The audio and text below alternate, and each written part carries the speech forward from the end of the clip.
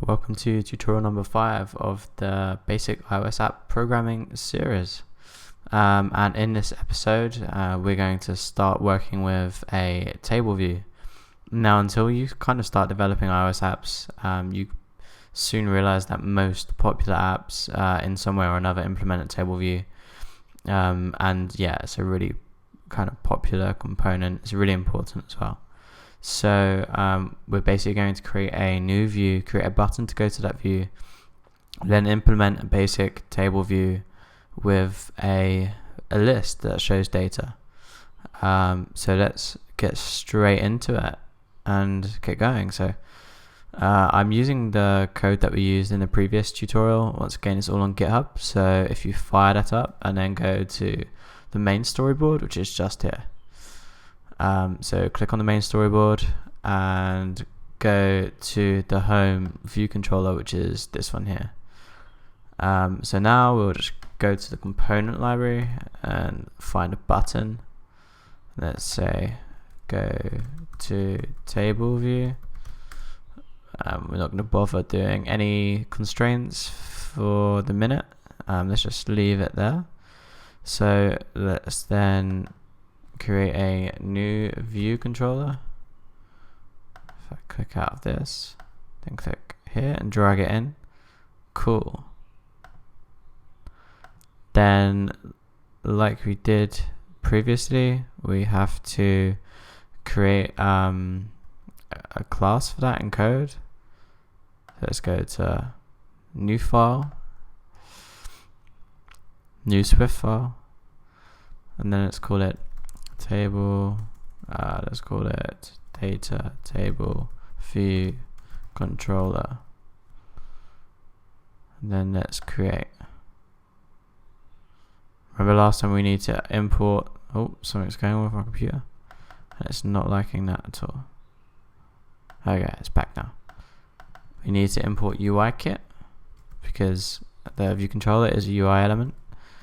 Let's write class DataTableView controller, and the colon means that it is of type UI view controller. So it's saying that it's superclass. The class it is essentially coming from it implements is a UI view controller.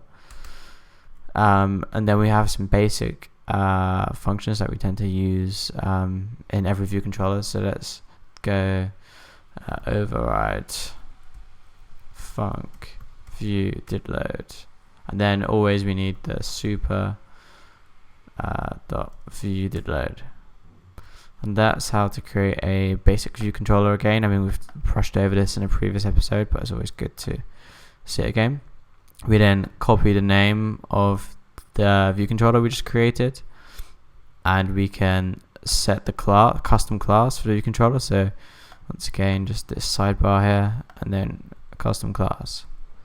And you can see the name change there. But let's also give it a storyboard ID, as it makes it's creating the segue or whatever it's called really easy, because we can just go by its identifier. So like we created previously, let's double click onto here. I'm running out of space, and yeah, I'm gonna have to.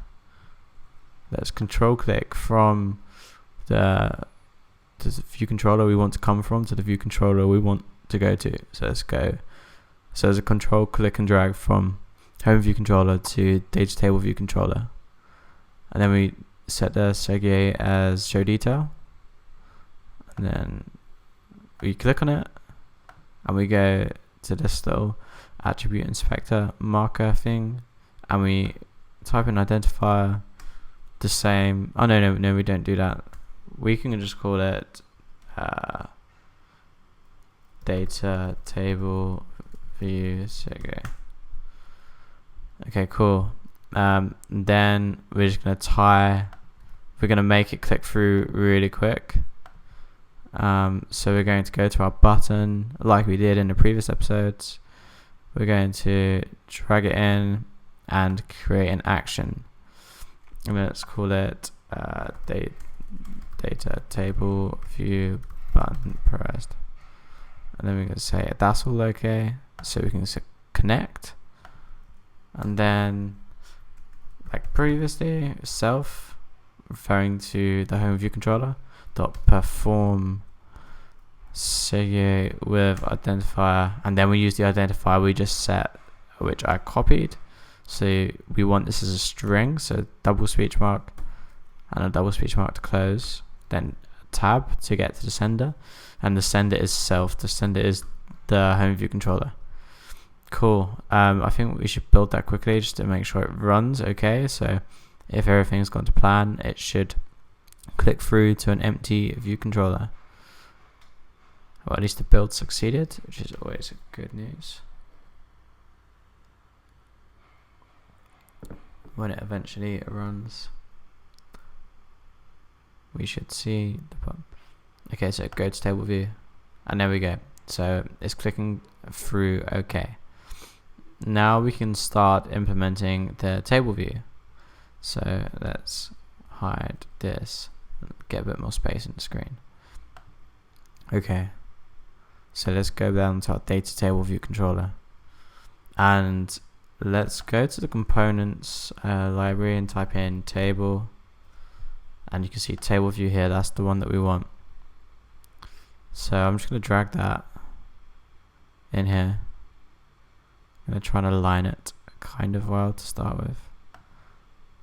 You can see the blue lines are the kind of guides, and it does help. Xcode kind of helps you using them. So we've aligned it onto the guides, okay, and then what we're going to do is we're going to use the pin feature of auto layout that we previously used. So 8 is pretty much standard spacing for anything in iOS. So we're going to use 8. We're going to use 0, 0 because we want it to be pinned onto the margins of the view. And we're going to use 20 as the footer margin, which I think takes into account the height of the status bar. So it all looks pretty well balanced. Okay, cool. So what we want to do now is we want to be able to access the table view within the view controller, so we can do things like put data into it. We want to be able to modify the data into it. We want people to be able to click the data and go somewhere else. We want people to be able to delete data, all sorts of things. So as previously that we've done with some of our other interface components in one of the previous episodes, we changed colors and text of labels and buttons. We do kind of a similar thing. We create an outlet again. So control drag from the table view to the data table view controller, and let's call it just call it table view. So create an outlet there. So now we can access our table view from within our code. Let's try to run that and see if there's any noticeable difference. There shouldn't be. It should just run as normal, but we should be able to see.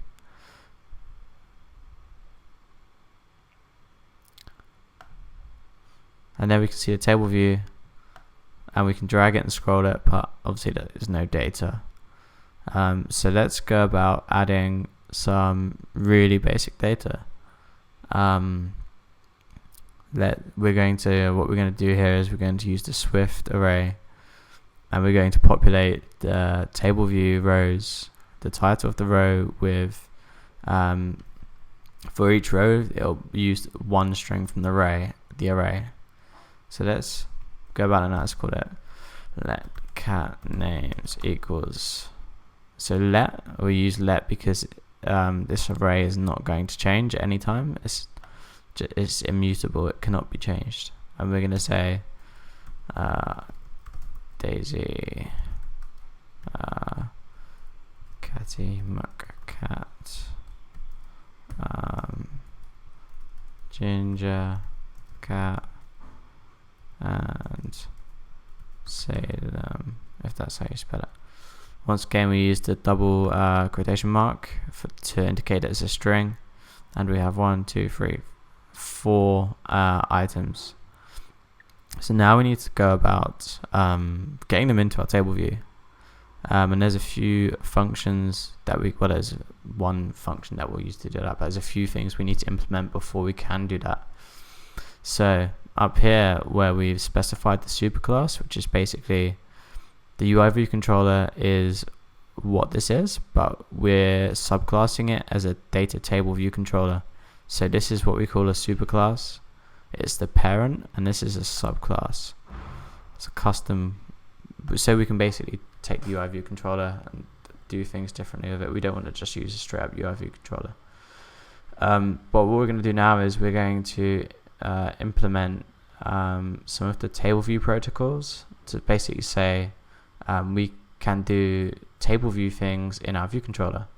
And there's two that we need to implement, and that is UITableView delegate, UITableView data source. So we're going to basically say, and we've got a warning there, but we're basically going to say that this class, this DataTableView controller, which is a UIView controller, will adhere to the protocol set out by the UITableView delegate and the UITableView data source.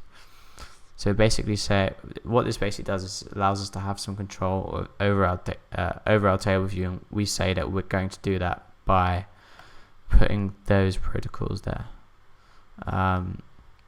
So we now need to say that we are going to handle this stuff within our view controller. So in the view.load block, we're going to say self.tableview.dataSource equals self. And then we're going to do the same for delegate. Self.tableview.delegate equals self. We're basically saying that we're going to handle it.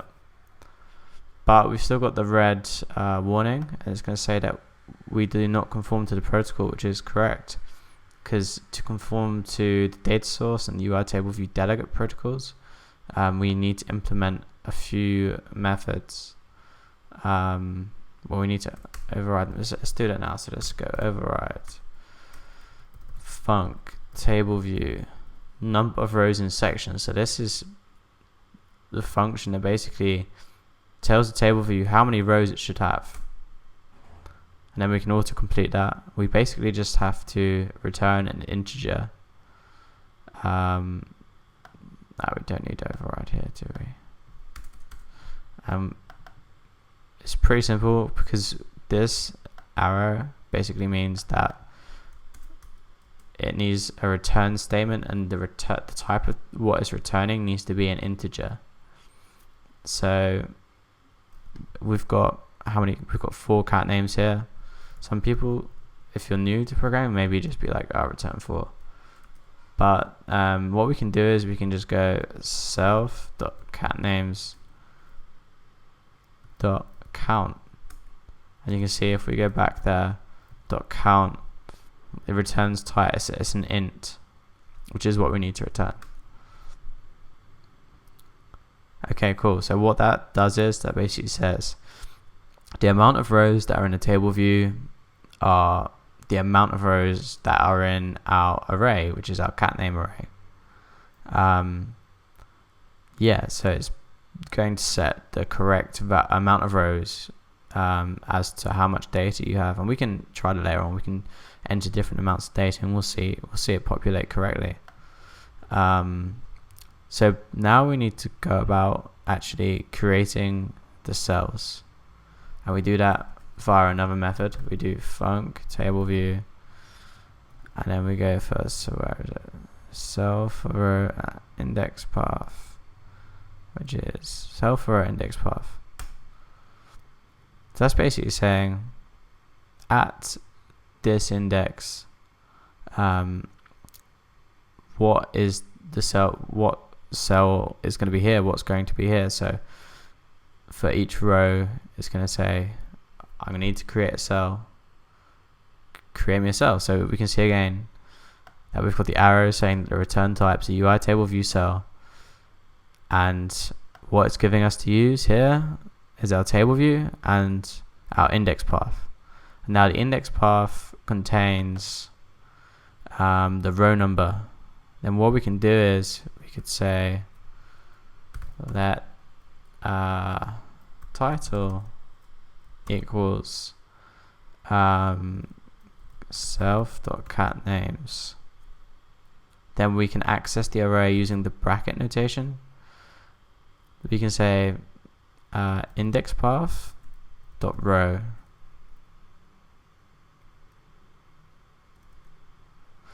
Then it's basically the same as saying it's the same as doing this. It's the same as doing this. Self.catNames. It's 1 exactly. That's the hard-coded version, which obviously won't work. But because indexPath.row is an integer, we can essentially dynamically return that. Because for each row, indexPath.row will change according to where it is within the cycle. But yeah, title is just one of the components here. It's actually looking for a cell. Okay, so we need to now create our cell. So let's go let cell equals UITableView cell. Let's use the empty brackets to create it. And what we're going to do is we're going to say cell.text label, just accessing every cell as a default text label. So we can say .text equals title. So we're setting the text label of the cell to equal the title that we just got from the catNames array. Then we can say return cell. And there we go. So let's tidy that up.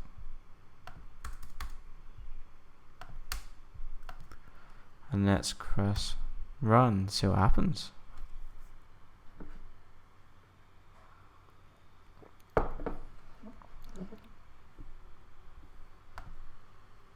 There we go. We've got our table view. It doesn't do much yet. It doesn't really work that well, but it's putting in data from an array. And what we can do is we can show you how it's dynamic. So it'll basically place in whatever is in this array. We can just add another cat name, dinosaur. It's not really a cat name, and it will be at the end of the table view. Let's have a look. Okay, table view, and there we go. And that's how you create a basic table view, basic array to get data in, to be able to show stuff like this. Table views can do a lot more than this. In the next tutorial, we're going to cover maybe selecting rows. I think selecting rows from the table view and having them link to another view. And then after that, maybe we'll do some advanced custom cells. But yeah, there's a lot you can do with table views, and they're really powerful, really good to use. And that's it for this tutorial. All the code will be on GitHub. If you find it useful, please subscribe or comment, whatever. Let me know your thoughts. Until next time, catch you later.